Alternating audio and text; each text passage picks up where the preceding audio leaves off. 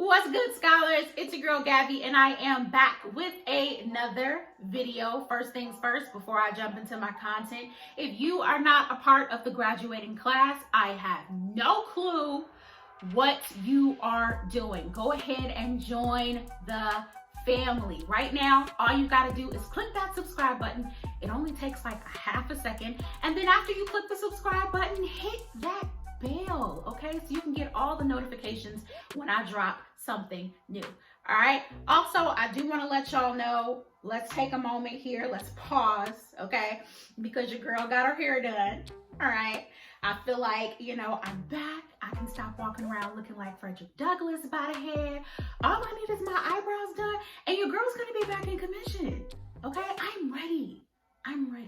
Okay? I'm going to be cute through COVID-19. All right?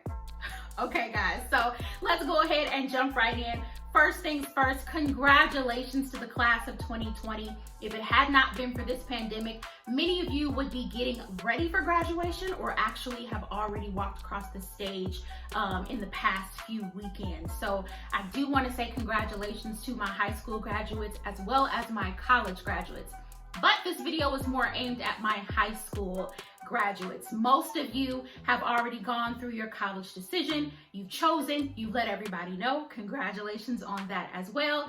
And many of you are now starting to look at those financial aid package letters. If you have not gotten one yet, you should be receiving one very soon. If it gets to like mid-June, July, and you still don't have one, you probably should call that school, okay? Because something's off there. But most of you should be receiving your financial aid award packages, and you're probably seeing, in some cases, that you need a couple extra $1,000, and you're wondering, where is this money going to come from? I've been applying for scholarships, but I haven't seen anything. Is this all that I can get? Well, you girls got good news for you. No, okay, that is not all you can get. If you are thinking that your financial aid letter is set in stone, please remove that from your head, because I'm going to give you a few tips today to maybe ensure that you can get a few extra $1,000 on that financial aid award letter. So if you're interested, if you're one of those people who's like, Mom, I need an extra $5,000 to $10,000, please help, then this video is for you. Keep watching. All right, y'all. So, disclaimer, okay?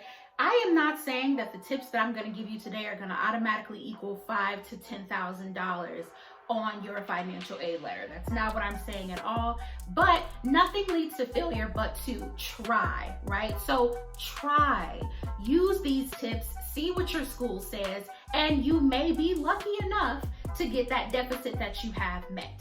Okay? Now that that's out the way, let's go ahead and jump into the content. All right? So, appeal. Everybody say it with me. Appeal. Okay? In appeal, every financial aid office at every school usually gives students the opportunity to appeal their financial aid letter. Okay? Now, as long as you meet the deadline, as long as you send in the proper documents, you can appeal what they've sent you for your financial aid letter. This is especially important if you're one of those people who has been directly affected by COVID-19, meaning let's say one of your parents or both of your parents have lost their income due to the pandemic, or if one of your guardians or parents have even fallen ill to COVID-19. That's something that you want to let your financial aid office know, because when you originally did your financial aid application, which is also referred to as the FAFSA, your information may have been a little different, and they generated that financial aid letter based off of the information that you posted on your FAFSA. So if that information is not necessarily true anymore, then it's definitely smart to go ahead and do an appeal with that school, right? Again, you want to know that you are going to have to turn in supporting documentation. So if your parent did lose their job due to COVID-19, they're going to want some sort of letter from that company or agency. They want to know that what you're saying is actually the truth. So do not be alarmed when they ask you for 1,000,001 papers, because that's what they're going to do, okay? The next thing that I want to focus on is something called leverage, okay? Leverage is very, very important. If you are a star student or even a student who has been awarded a huge financial aid letter from another school, that's something that you could use with the school that you actually are committing to, right? So let's say you got an award letter from ISU. And ISU is not really the school you want to go to, but they darn near covered your entire tuition or all of your fees for going there, right? It's darn near a full ride, okay? But let's say the school that you actually want to go to is Bradley. You would take that letter from ISU, take it to Bradley and say, hey, ISU was giving me this much. Would you be willing to match what ISU was giving me? Or would you possibly be willing to give me more, right?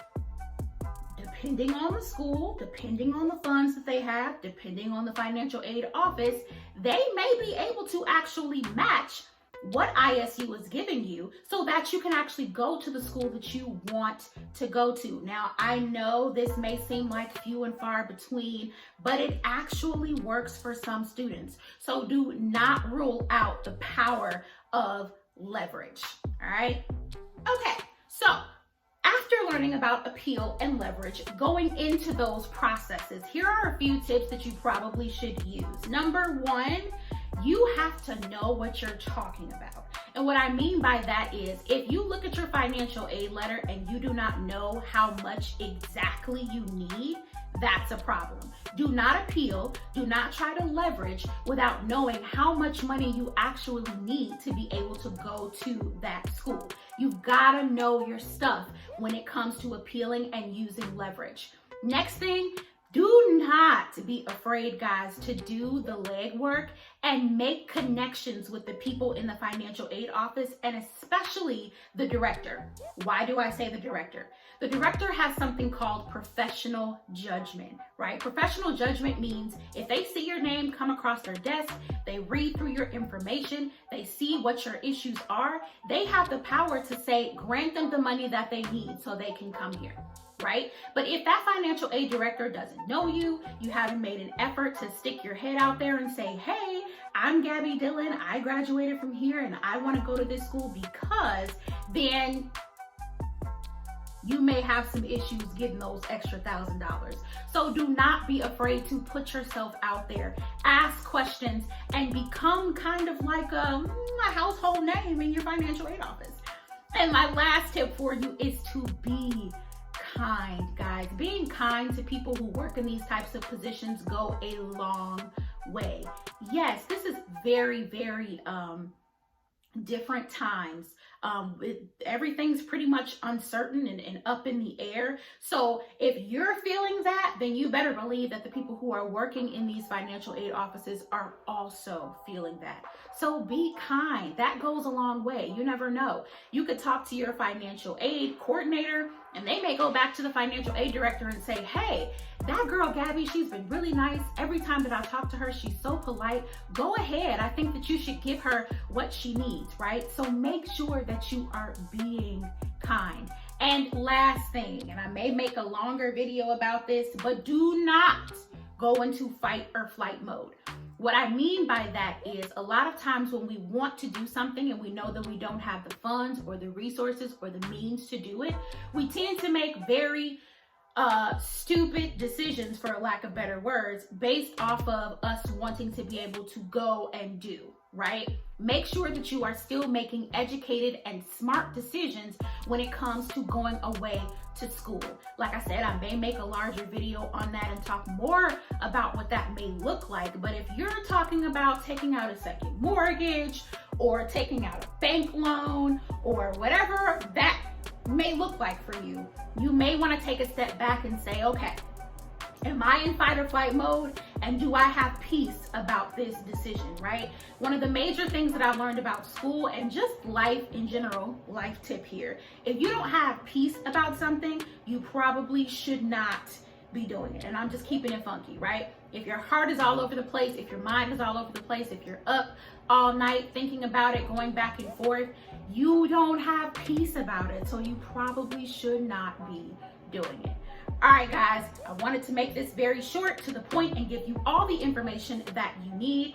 Please leave a comment below and tell me what schools you are going to, what schools you committed to. I cannot wait to see what those schools are and congratulate you all. Thank you so much for watching this video, and I will see you all on the next one. Do not forget to subscribe. Do not forget to click that bell. And yeah, bye.